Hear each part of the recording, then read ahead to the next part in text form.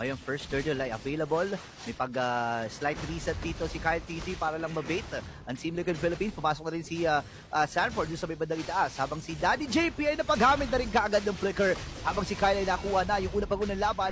Nabagsakan ng mga ultimate mula dito kay Kyle TG. Pero may diversion play na gagawin si Mew. At sinalubong na nga ang Team Liquid Philippines. Team Liquid Philippines, Ogwen, Super Makmak, 5v5 ba magiging laban? Sino mga nanalo dito sa Retribution? At ang walang iba, kundi si Kyle TZ.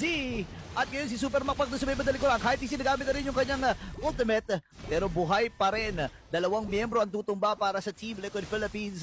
Habang isa lang para sa Falcons. Pero di pa sila tapos. May defensive play. Habulin na dito si OM!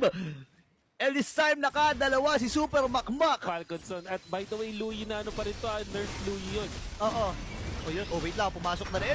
May no one's fury pero walang magiging follow-up. Ipit ata dito si Daddy JP, lamang miyembro ay buhay. Habang si Flop buhay pa rin. Clear talaga ng leads mula sa malayong distansya. Tama. Naku, ito na. Paliliitin ata yung distansya. Team Falcons yun. Nagamit na rin yung Fist Crack and Fist Break para dito kay Ogwen. Pero ready na ata sila mag-base lock. Kasama nila yung Lord dito at hindi ata nila mapipigilan ang pag-angat at paglipat.